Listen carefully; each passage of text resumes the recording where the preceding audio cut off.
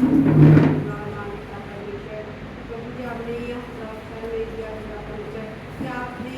जो कुछ प्रभु जी हमारे लिए किया मानता परिचय, इसकी वजह से आज भी उपस्थिति मानता परिचय जो पिता परमेश्वर ये जो आज का दिन मिला, इसी दिन की वजह से प्रभु जी इस संसार में प्रभु जी आपके लव और आपकी जाति के प्रभु जी कई लोग पिता परमेश्वर आज इस संसार में है पिता परमेश्वर, जो कि पिता परमेश्वर अगर ये सब नहीं होता पिता प्रभु जी तो शायद हम लोग भी आपको उपस्थित नहीं होते पिता परमेश्वर। और मान पिता परमेश्वर आज मैं प्रभु पढ़ने जाती प्रभु बोलने जाती प्रभु मुझे सामर्थ्य देगा मान पिता परमेश्वर। और मान पिता मैं छोटी सी प्रार्थना करती हूँ प्रभु जी मांगती के नाम में आमीन।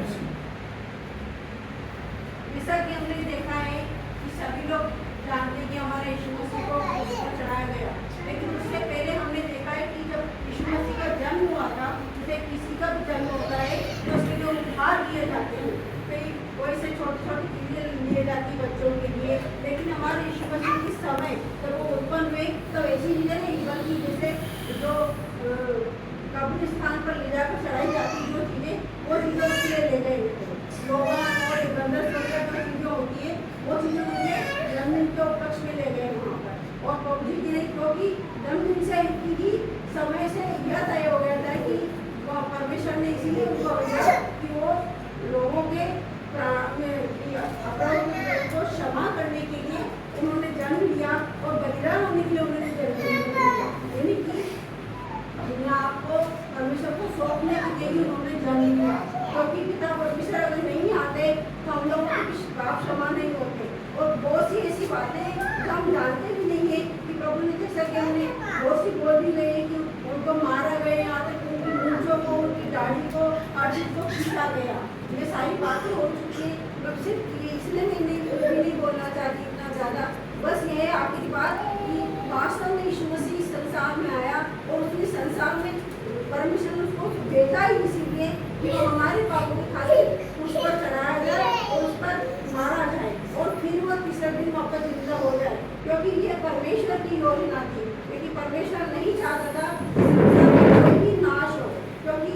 परमेश्वर ने देखा कि वास्तव में संसार में उन्होंने जिस जाति को बनाया इंसानों को बनाया, लेकिन इंसान उस लायक रहे नहीं और वैसा जैसा वो चाहता था वैसा इंसान कोई भी नहीं रहा। वो भी चाहता था कि वो भेड़ जैसे हम बताते हैं जैसे भेड़ को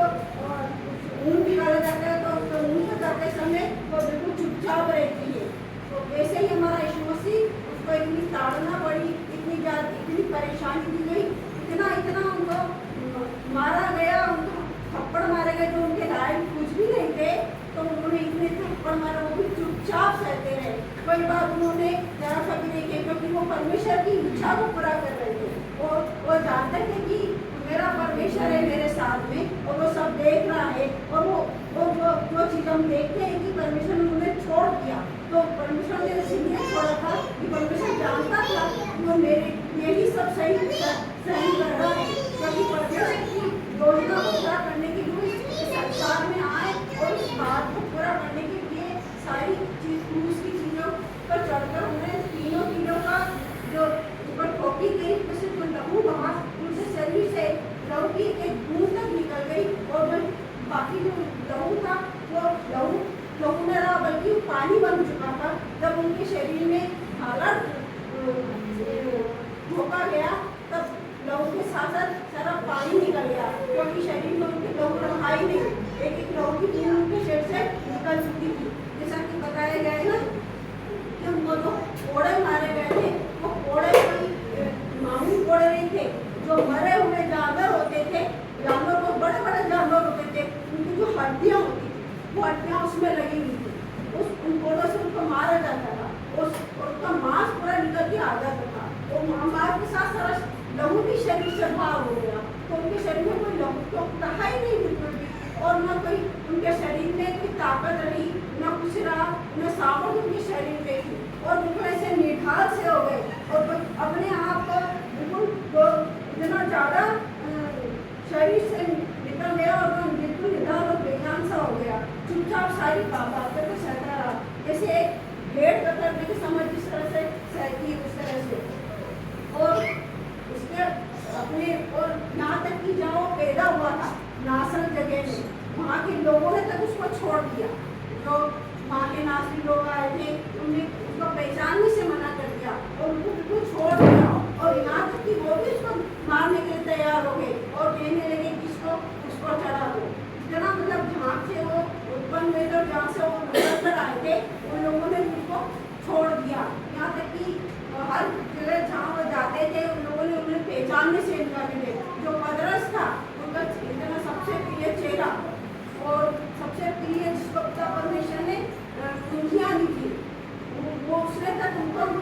पहचानने से इनकार कर दिया। जब उनके पास जाते हैं ना 3 बार जब उसने मना करा, एक बार भी नहीं 3 बार मना करा, तो प्रभु परमेश्वर बहुत ज़्यादा अपने आप को असहाय महसूस करने लगा और बहुत सी ऐसी चीज़ थी इसकी वजह से वह ऐसा लगा उसको कि इस संसार में मैं कोई भी नहीं है, मैं बिल्कुल अकेला हूँ। और इसलिए वह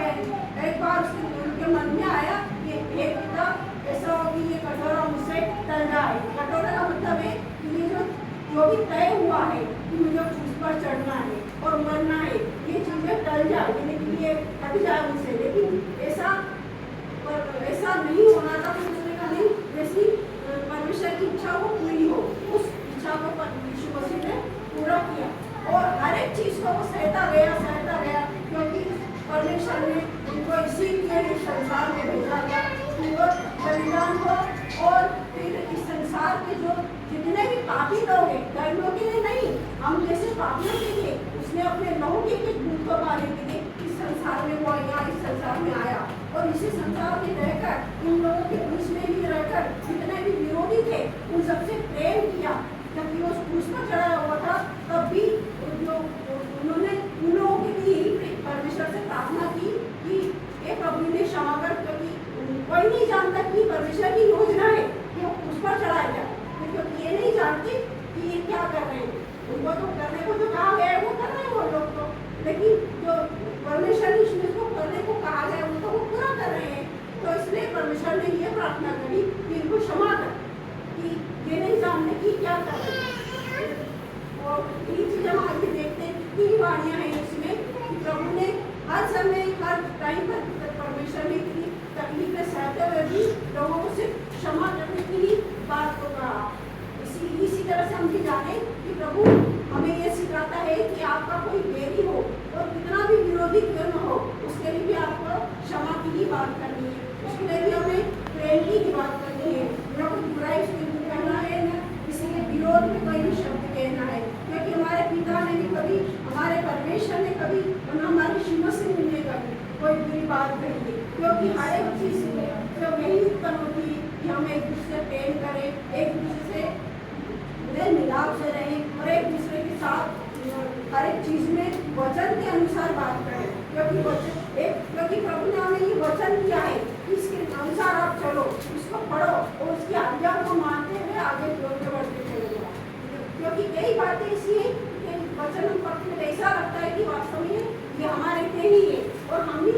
हमें इसी के अनुसार आगे बढ़ना और इसी के अनुसार आगे चलना है। क्योंकि परमेश्वर अगर चाहता तो हमें छोड़ देता बिल्कुल कि हम क्या, मतलब जैसे हम अन्य जातियों में देखते हैं कई लोग न जाने कहाँ जाते हैं, कितनी बीमारी के लिए सब करते हैं, लेकिन हमारा परमेश्वर सिर्फ एक व्यक्ति जो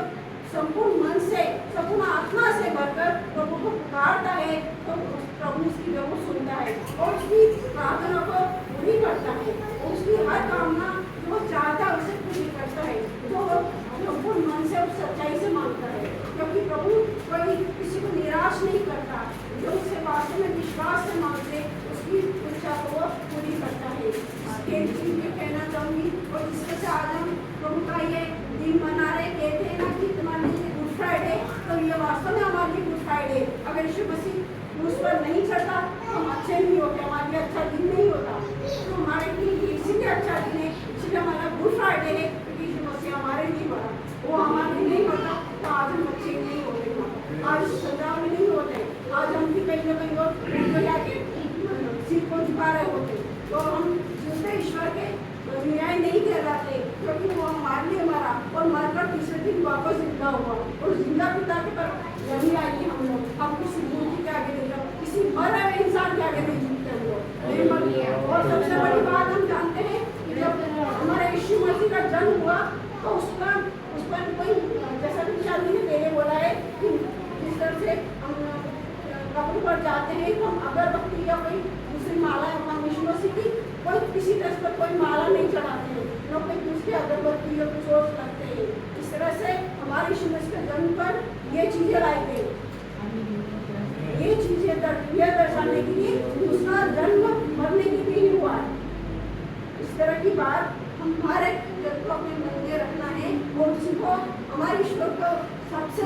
सर्वशक्ति को सबसे ऊपर रखना है, क्योंकि वही हमारा परमेश्वर। इसके अलावा कोई परमेश्वर ऐसा नहीं है जो मरकर जिंदा हुआ हो और जिसने दूसरों के लिए अपने प्राण को दिया हो और अपने आप को बलिदान कर दिया हो और अपनी एक एक